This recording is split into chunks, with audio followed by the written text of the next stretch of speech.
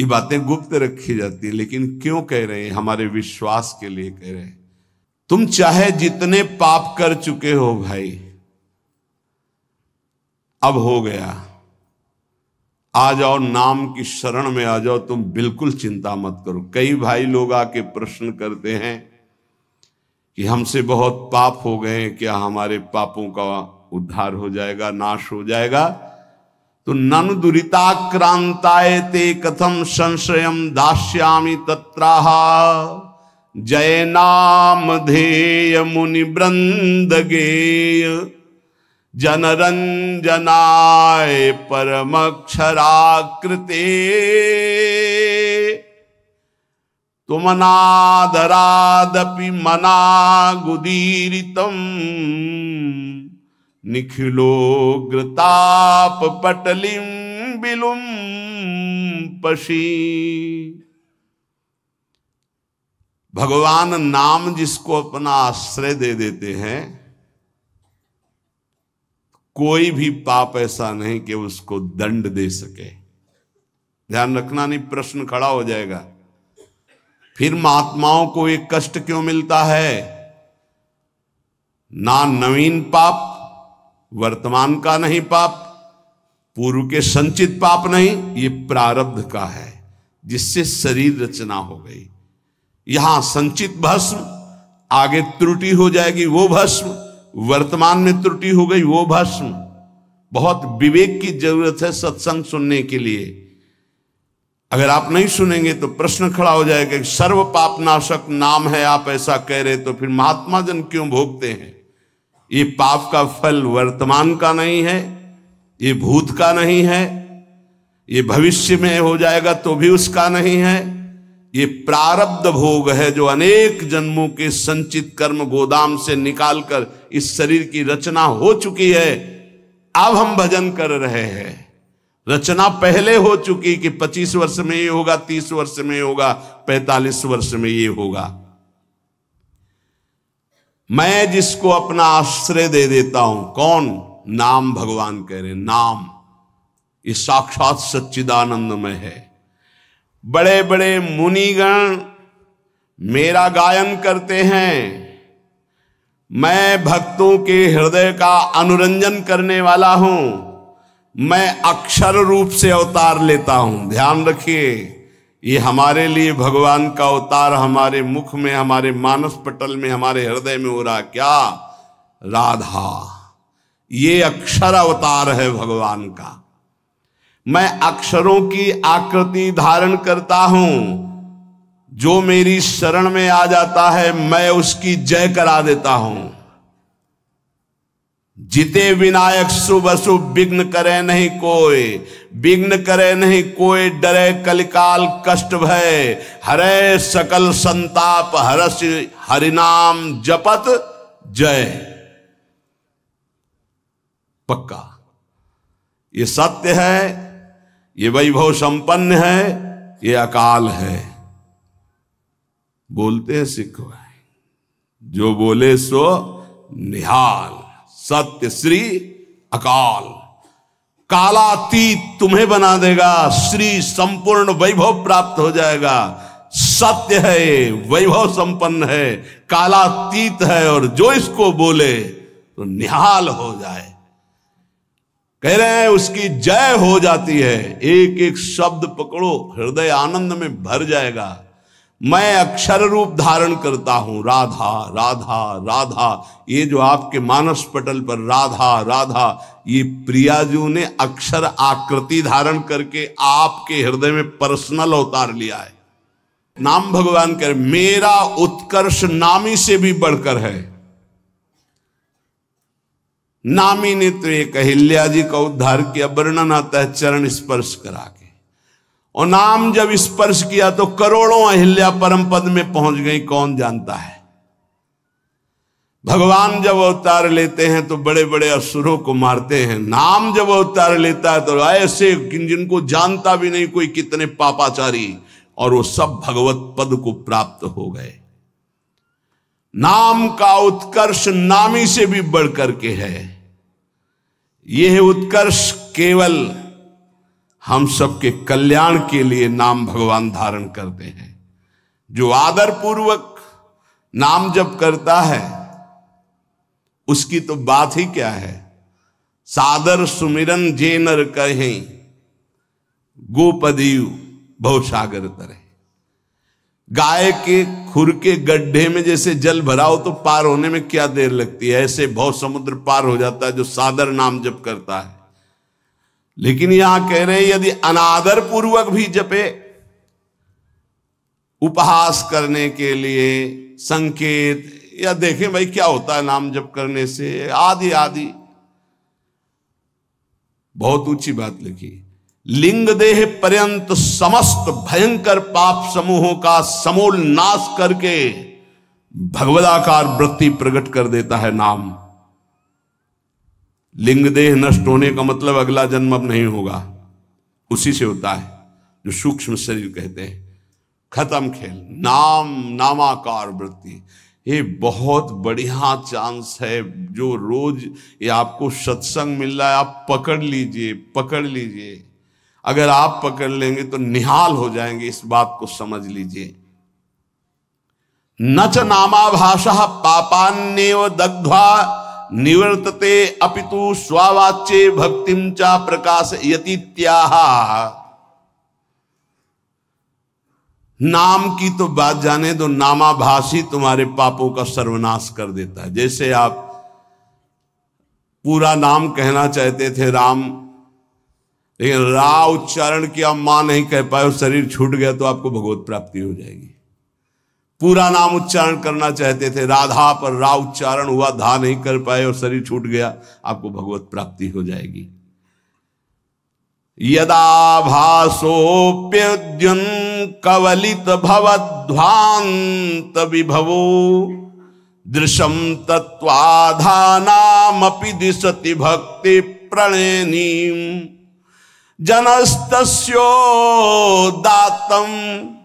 जगति भगवन्नाम तरणे कृतीते निर्वुक्तुम का इहि महिमानं प्रभवति। यदि जिह्वा से निकल रहा है राधा राधा राधा राम कृष्ण हरि जो नाम, बोले ये पाप ही केवल भस्म नहीं कर देता, पाप प्रवृत्ति को भस्म करके विशुद्ध भक्ति को प्रकाशित करता है। ये बहुत पाप की जड़ है पाप प्रवृत्ति, दुर्वासना मम सदा परिकर्षण। ये बहुत ऊंची अवस्था तक जाती है, चिनगारी रूप भगवत साक्षात्कार तक बनी रहती। ध्यान रखना, भगवत साक्षात्कार जब होता है तब बात खत्म हो जाती। मम दर्शन फल परम अनुपा, जीव पाओ निज सहज स्वरूपा। ये छोटी मोटी साधना से दबते हैं, चिंगारी बनी रहती, घास फूस मिली, हवा अनुकूल पड़ी तो ज्वाला बन जाएगी। यदि आपकी जिह्वा पे नाम चल रहा है तो नाम सूर्य की तरह प्रकाश करता है अंदर। कोई आंधी तूफान किसी तरह बुझा नहीं सकता। ये आग नहीं है, ये सूर्य का तेज है। संसार में कौन ऐसा प्रवीण होगा जो नाम की संपूर्ण महिमा कहने में समर्थ हो? कहूं कहां लगी नाम बड़ाई, राम न सकही नाम गुण गाई। भगवान भी अपने नाम की महिमा का पूर्ण वर्णन नहीं कर सकते तो औरों की बात क्या। अश्मोर्ध महिमा आज तक कोई नाम की यथार्थ नहीं कह सका। 2000 जिह्वा वाले भगवान शेष जी महिमा का वर्णन करते करते पूर्ण आज भी नहीं कर पाए। कोई नहीं, ऐसा नाम का प्रभाव है कि कोई नहीं आज तक पूर्ण महिमा का वर्णन कर पाया। तत्व दृष्टि से जो विहीन जन हैं उनको भी तत्वबोध प्रदान करने वाली सामर्थ्य नाम में विराजमान है। अथई कांतिक भावो नोपासितम नाम भोगैक विनाश्यमपि प्रारब्धम विनय भोगाद विनाशयतीत्याह। यदि नाम जापक उपासक चाहे कि मुझे प्रारब्ध ना भोगना पड़े तो ये भी सामर्थ्य भजन में है कि प्रारब्ध नष्ट कर देगा, पर भगवत प्राप्ति में बाधा आ जाएगी। भगवत प्राप्ति में बाधा आ जाएगी। यहां ध्यान दीजिए, अगर किसी को ऐसा लगता हो कि भजनानंदी संतों को जो रोग आता है अगर भजन में दम हो तो मिटा दें, तो आप देख लीजिए शास्त्र प्रमाण। वो कह रहे अथई कांतिक भावे नोपासितम नाम भोगैक विनाश्यमपि प्रारब्धम विनय भोगाद विनाश्यति। बिना भोगे प्रारब्ध का विनाश हो जाएगा भजन करने से। तो क्यों नहीं करते संत जन अपने प्रारब्ध का नाश? क्योंकि भगवत प्राप्ति में बाधा पड़ जाएगी। तो शरीर अविनाशी थोड़ी है। मानो कैंसर है, किडनी फेल है, ये है वो है, तो ये अपने समय तक के लिए है। जहां समय पूरा हुआ तो जिनकी किडनी ठीक है वो मरते नहीं है क्या?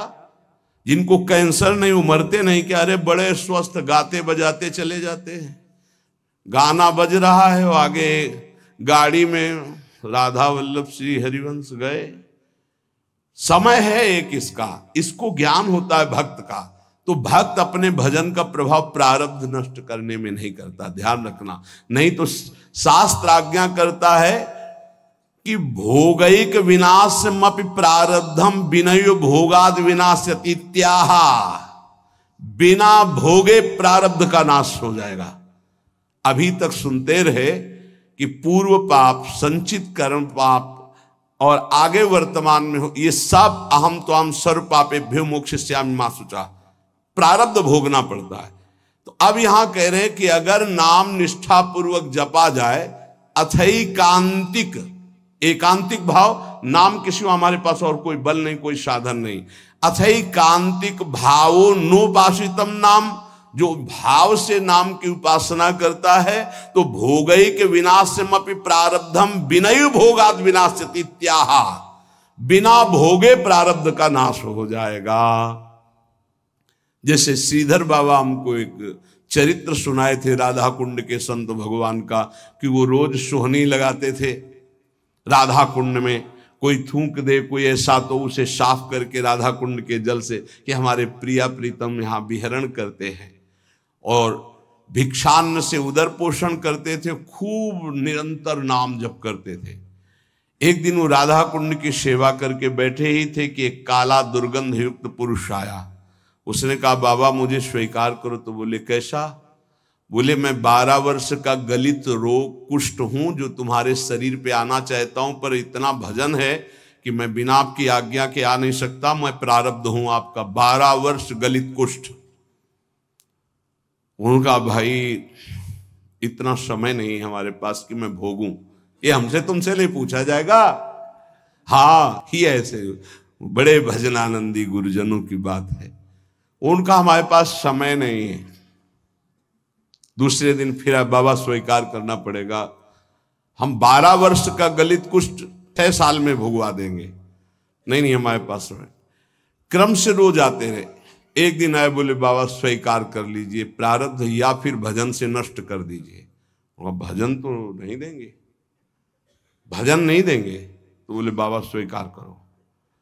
तो बोले 24 घंटे स्वीकार करने पर आप राजी रहेंगे? तो बोले 12 वर्ष का कष्ट 24 घंटे में दूंगा, आप भोग पाएंगे? तो उनका हमारी बात तय है।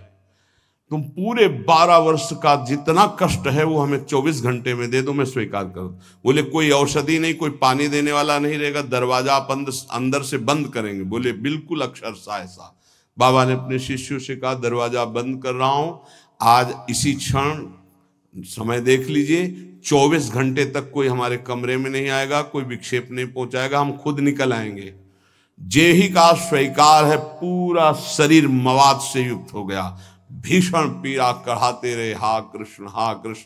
और 24 घंटे व्यतीत होने के बाद संपन्न हो गया। जब बाहर निकले तो तेजोमय स्वरूप ये उन्होंने प्रारब्ध भोगा, ना कि भजन दिया।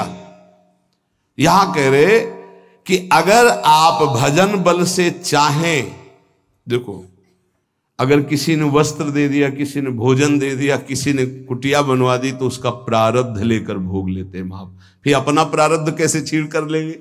विचार करो, महापुरुषों में इतनी सामर्थ्य है, वो फिर अपना प्रारब्ध क्यों? उनको विशुद्ध ज्ञान है कि शरीर नाशवान है, हम भोग सकते हैं, ये नहीं भोग सकते हैं। पर कोई भी साधक चाहे तो प्रारब्ध का नाश कर सकता है, पर साधक वही जो चाह मिटाने के लिए भजन करता है, शरीर को सुख प्रदान करने के लिए नहीं। पर हमारे शास्त्र में सिद्धांत है, अथैकांतिक भावे नोपासितम नाम भोगैक विनाशमपि प्रारब्धम विनय भोगाद विनाशयति त्याहा।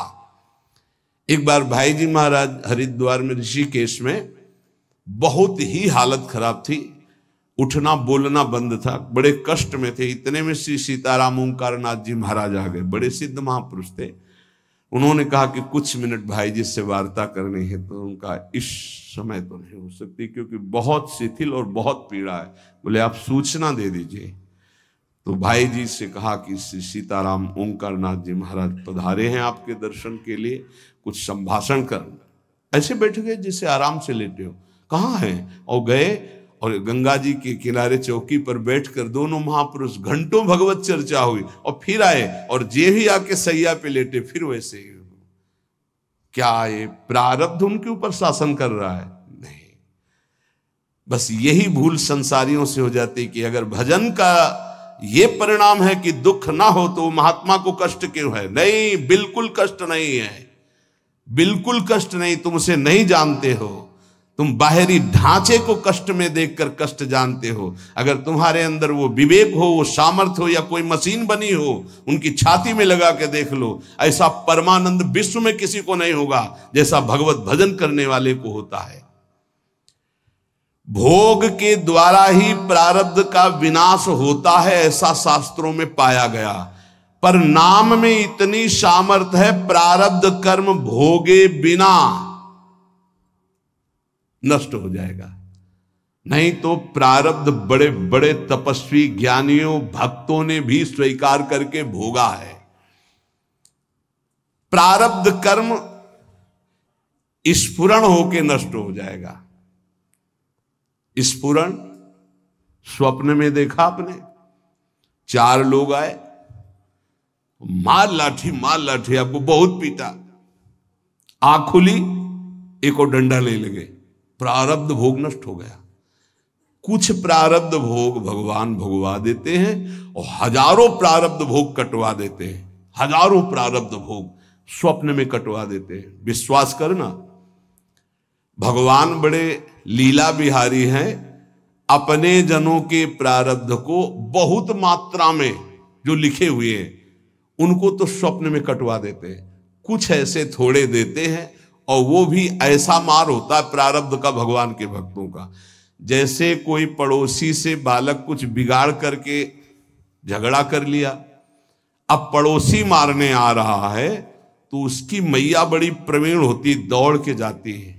वो कहती है, अरे रुको रुको, कहा था दुष्ट तू मानेगा नहीं। वो इतना गुस्सा करके ऊंचे हाथ उठा के, और हाथ पीठ में आते आते नरम पड़ गया, धीरे से लगा, फिर ऊपर उठा तो आसपास, अरे बहन जी रहने दीजिए, आप कहते हो तो हम मान जाते, नहीं हाथ तो इसकी खाल उधेड़ देती। ऐसा प्रारब्ध भोग भोगवाते भगवान। समझ पा रहे हो?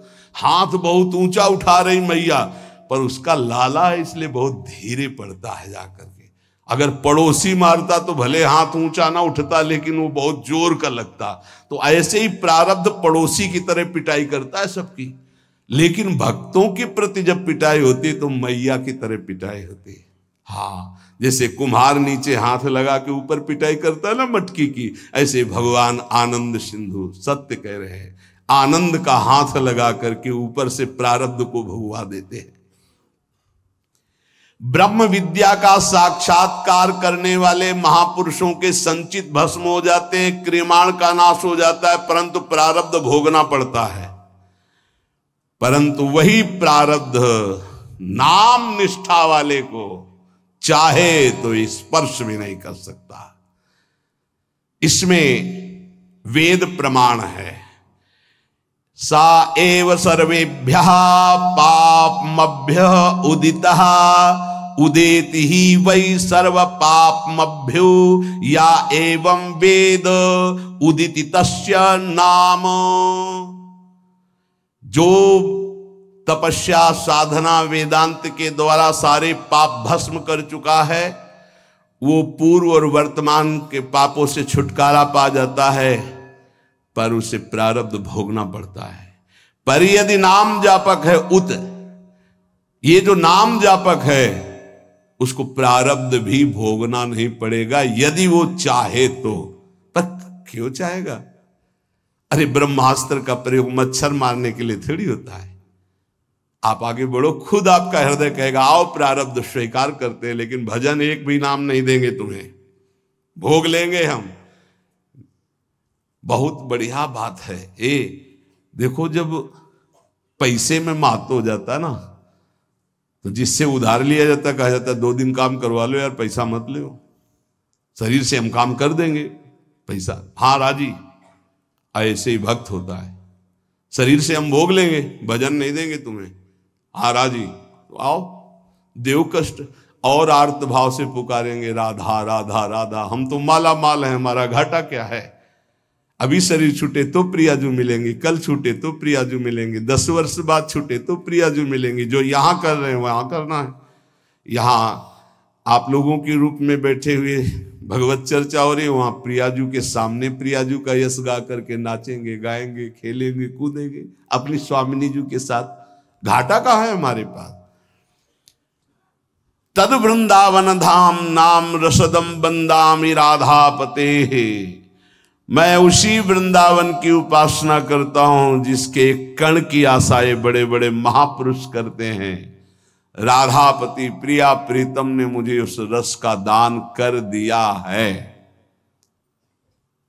ये बातें गुप्त रखी जाती है, लेकिन क्यों कह रहे हैं? हमारे विश्वास के लिए कह रहे हैं। फल दे दिया है ऐसा लिख सकते थे, लेकिन का रस दान कर दिया है। दान भिक्षुक को मिलता है। यहां हम अधिकारी नहीं हैं कि हमारी साधना का फल मिला कि श्यामा श्याम के चरणारविंद का महामाधुर्य प्रेम रस। तो इनसे बड़ा कौन साधक होगा? ये तो सिद्ध हैं।